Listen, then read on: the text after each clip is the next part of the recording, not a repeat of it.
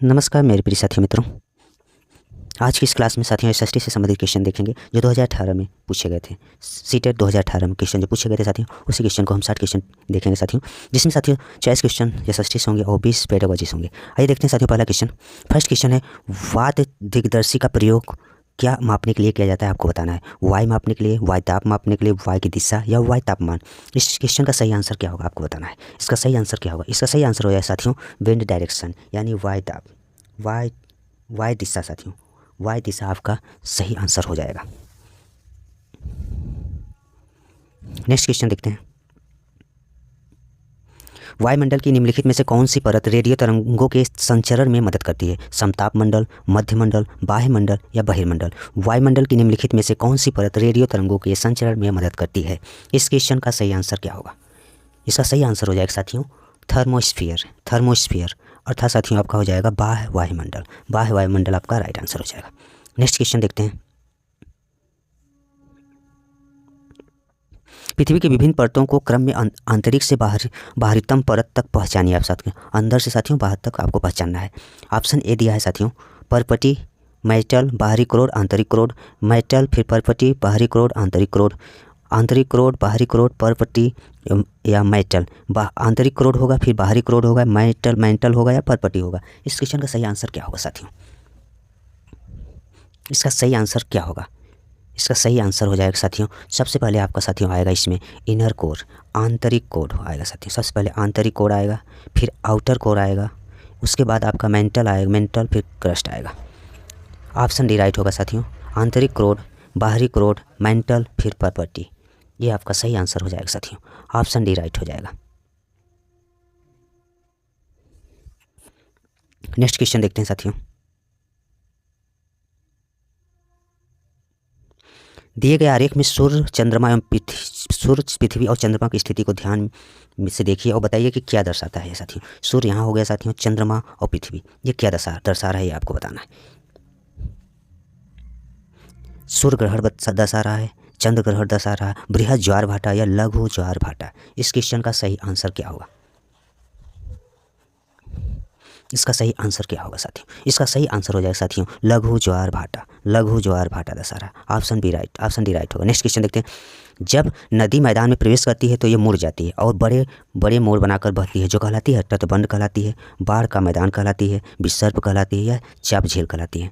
जब नदी मैदान प्रवेश करती है तो यह मुड़ जाती है और बड़े मोड़ बनाकर बहती है, जो क्या कहलाती है साथियों आपको बताना है।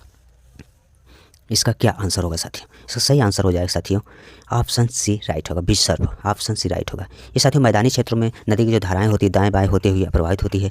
इस स्थिति में साथियों क्या होता है कि नदियों के मुड़ने से जो यस आकार की जो संरचना बनती है उसे हम नदी विसर्प कहते हैं।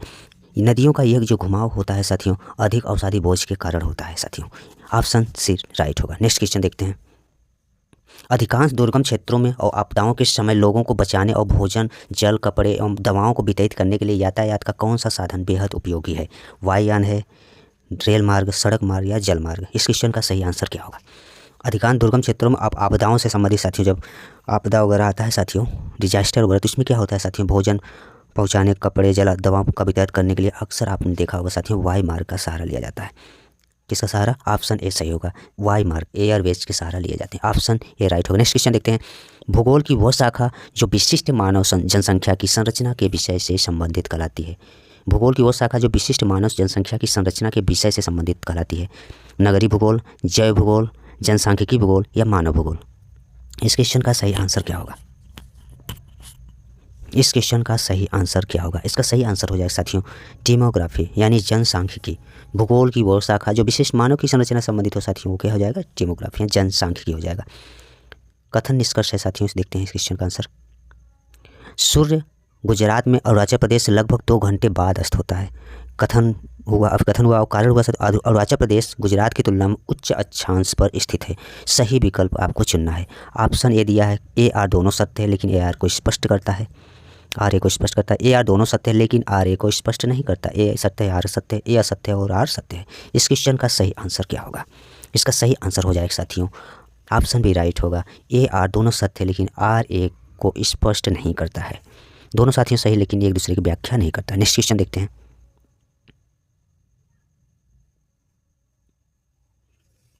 निम्नलिखित में से कौन सा ऊर्जा का गैर परंपरागत स्रोत है? ईंधन है, प्राकृतिक स्रोत, प्राकृतिक गैस है, सौर ऊर्जा है या कोयला है? कौन सा ऊर्जा का गैर परंपरागत स्रोत है साथियों, आपको बताना है। इसमें साथियों ईंधन पारंपरिक है, प्राकृतिक गैस कोयला भी, लेकिन सौर एनर्जी साथियों एक गैर परंपरागत सोर्स है। ऑप्शन सी राइट होगा। अगर साथियों गैर पारंपरिक ऊर्जा की बात करें तो सौर ऊर्जा हो जाएगा साथियों, गैर पारंपरिक स्रोत है। पवन ऊर्जा भी आपका इसमें शामिल होगा, पवन ऊर्जा, भूतापीय ऊर्जा भी है, ज्वारीय ऊर्जा और बायोगैस आदि शामिल है साथियों। नेक्स्ट क्वेश्चन देखते हैं।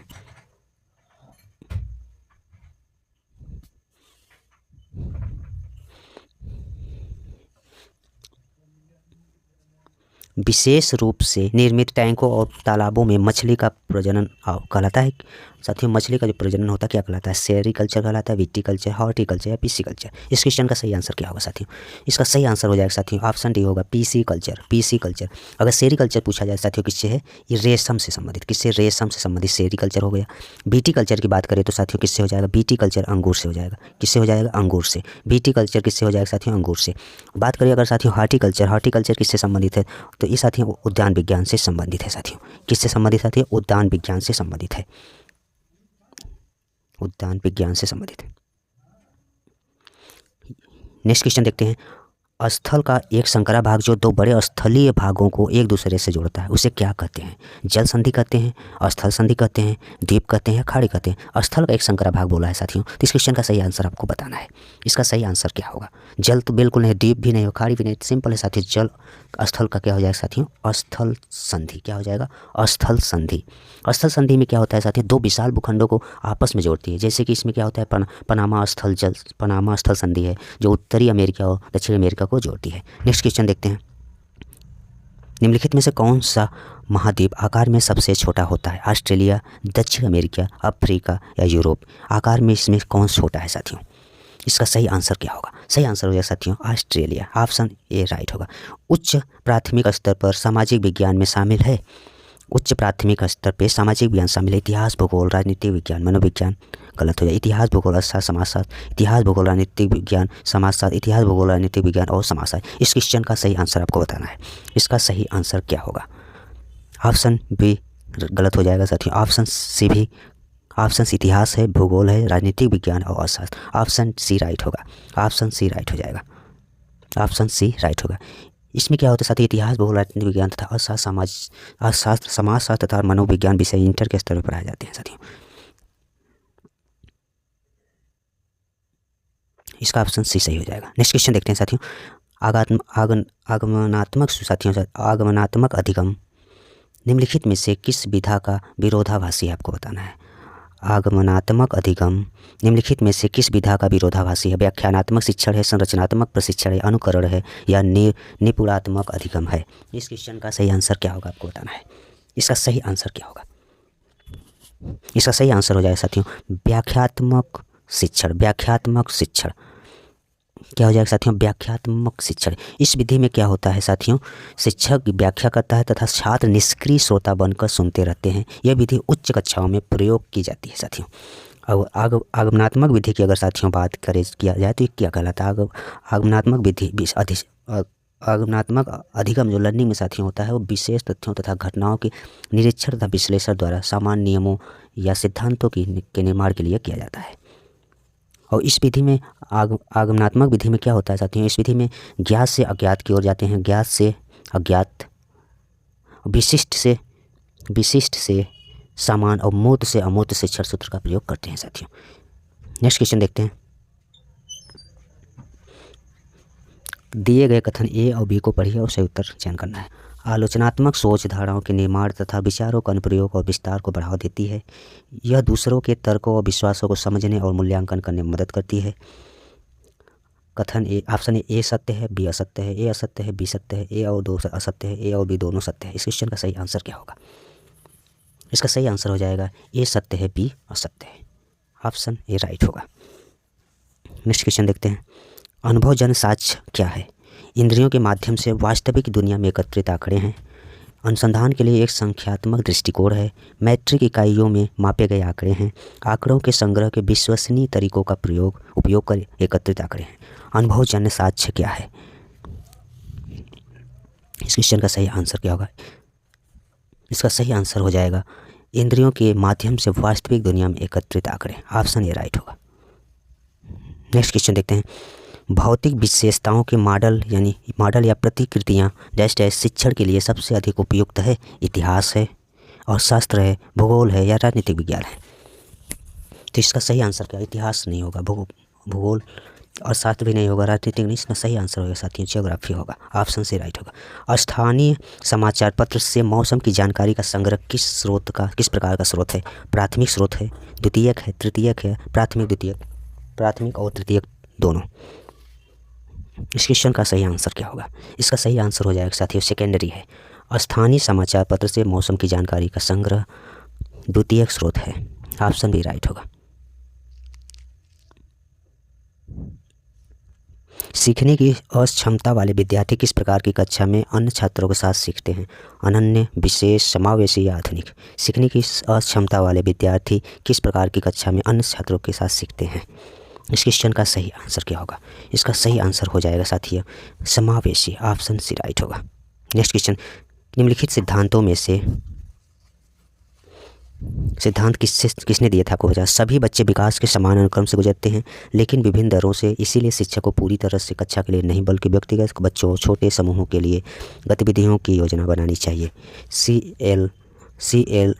ओंगडेन, D. Purcell, J.H. बेल और J. पियाजे। इस क्वेश्चन का सही आंसर क्या होगा? इसका सही आंसर हो जाएगा आपको साथियों पता है। ऑप्शन डी राइट होगा, जेन पियाजे। कक्षा में सहकारी शिक्षा को बढ़ावा देने के लिए एक शिक्षक को चाहिए। छात्रों को बहस और चर्चाओं में लगाएं, उन्हें व्यक्तिगत परियोजनाएं दें, काम के लिए कक्षा को छोटे समूहों में विभाजित करें, परियोजनाओं को करने के लिए उन्हें विभिन्न स्रोत प्रदान करें। इस क्वेश्चन का सही आंसर क्या होगा?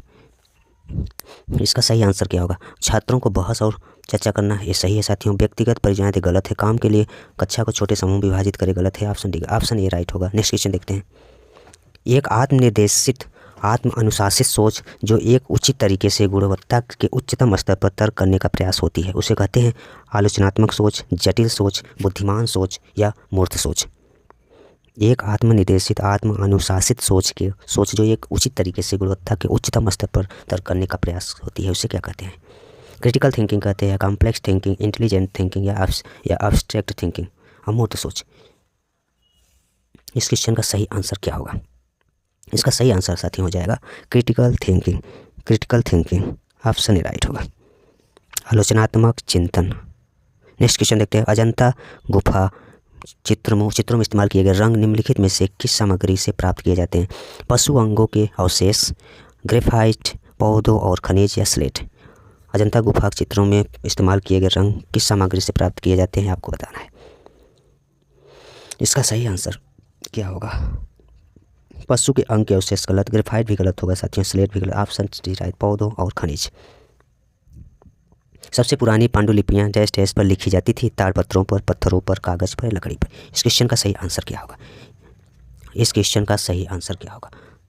ताड़पत्रों पर, पत्थरों पर नहीं, कागज नहीं, लकड़ी, ताड़पत्रों। ऑप्शन ए राइट होगा।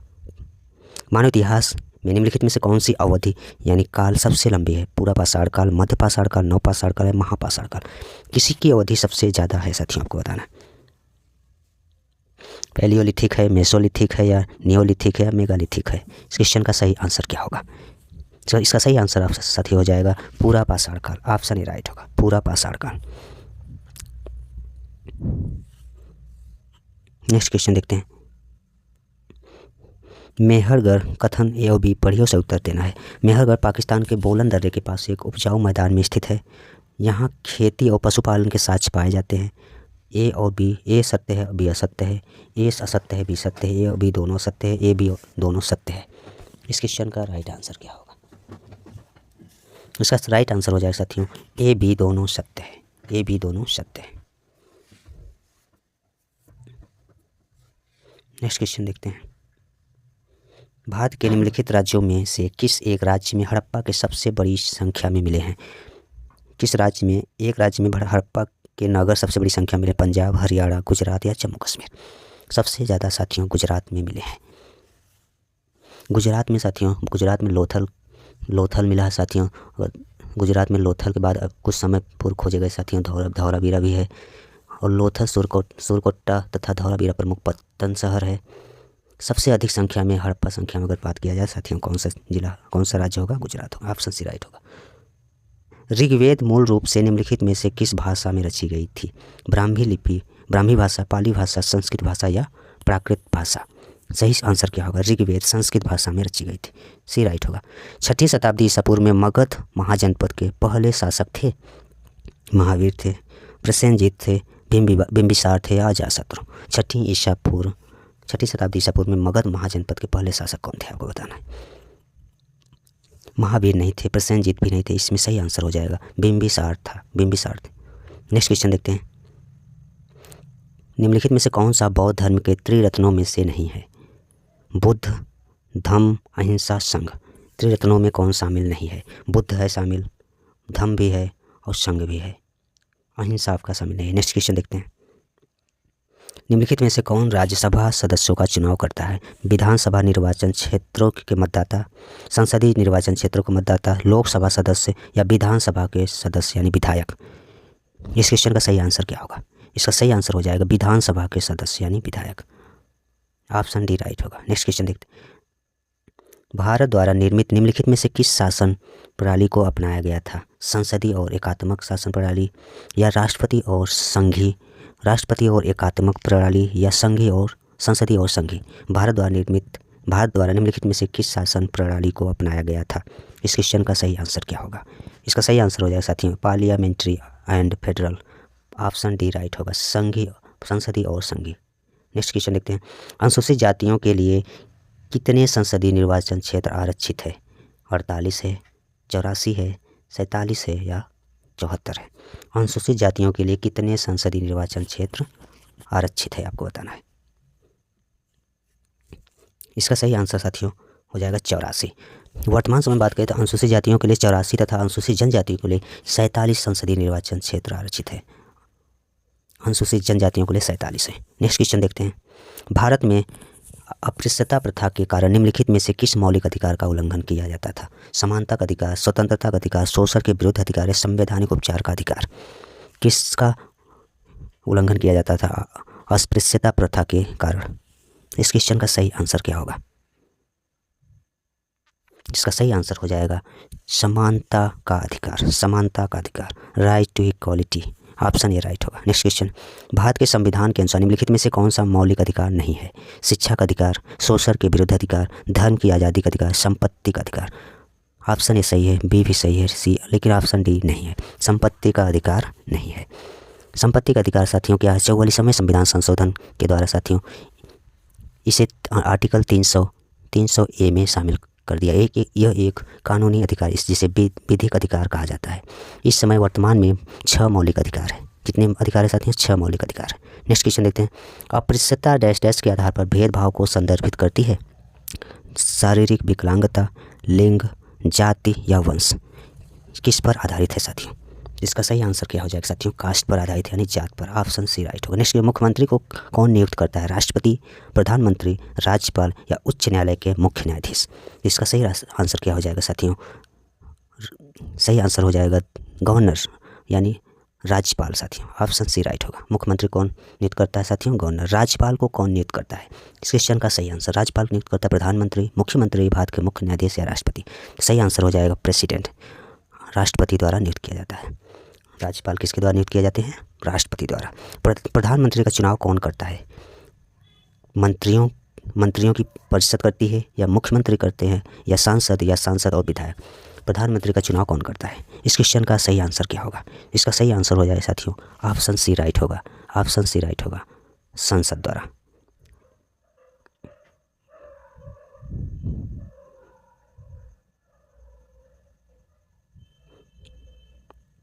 नेक्स्ट क्वेश्चन देखते हैं। निम्नलिखित में से किसको भारत का पहला नागरिक कहा जाता है? भारत के मुख्य न्यायाधीश, गृह मंत्री, राष्ट्रपति या प्रधानमंत्री? इस क्वेश्चन का राइट आंसर हो जाएगा साथियों the president. Option C right होगा। नेक्स्ट क्वेश्चन देखते हैं। निम्नलिखित में से किसको भारत में राज्य का पहला नागरिक कहा जाता है। हो गया साथियों।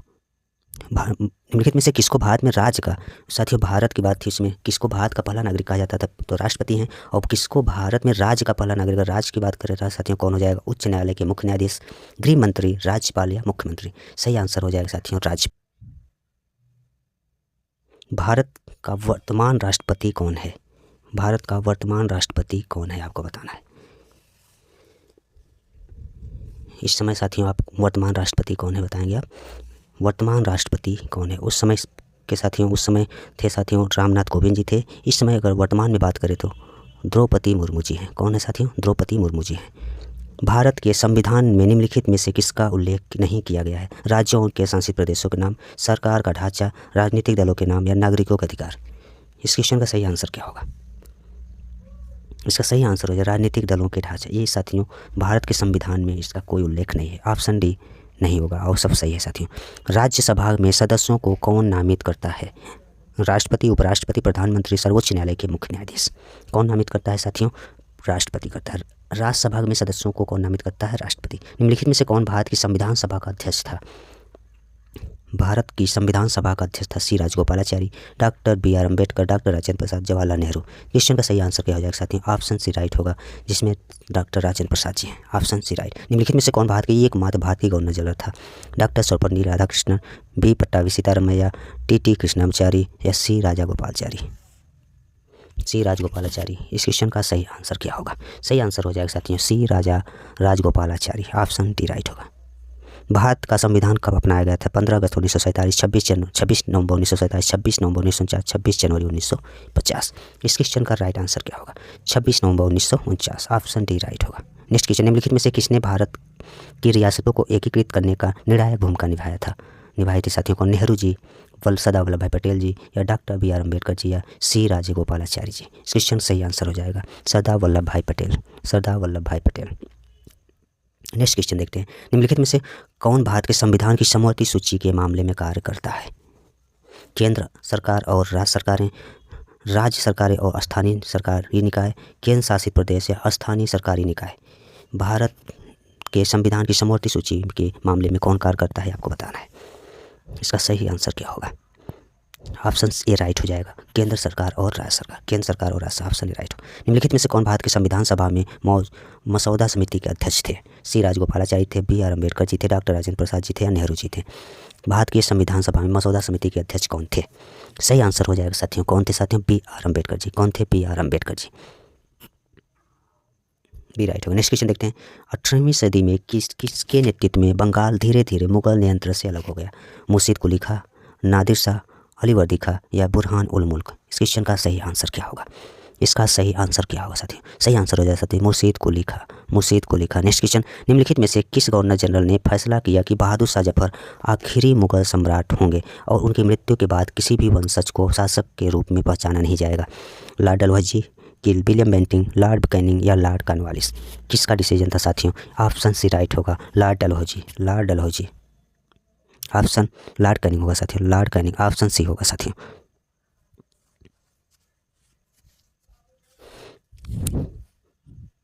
नेक्स्ट क्वेश्चन देखते हैं, किस गवर्नर जनरल ने घोषित किया कि अवध पर गलत तरीके से शासन किया जा रहा था और उचित प्रशासन सुनिश्चित करने के लिए ब्रिटिश शासन की आवश्यकता थी, लॉर्ड रिपन ने कहा था, लॉर्ड कैनिंग, लॉर्ड डलहौजी या लॉर्ड माउंटबेटन। इस क्वेश्चन का सही आंसर क्या होगा, इस क्वेश्चन का सही आंसर आपको बताना है। सही आंसर हो जाएगा साथी Lord Dalhousie, Lord Dalhousie, option C right होगा।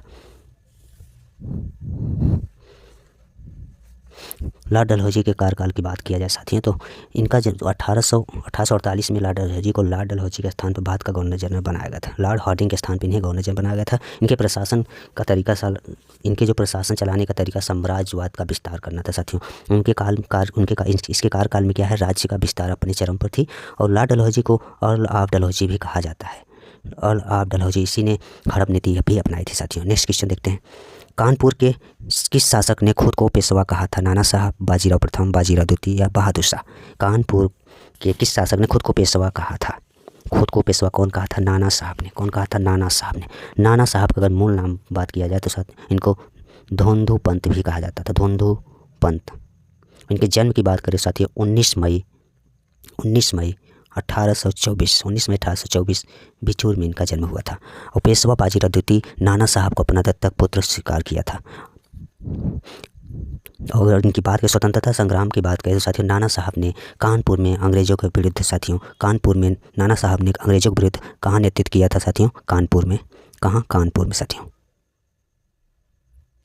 कानपुर में साथियों अंग्रेज़ों के खिलाफ विद्रोह का नेतृत्व किया था। नेक्स्ट क्वेश्चन देखते हैं।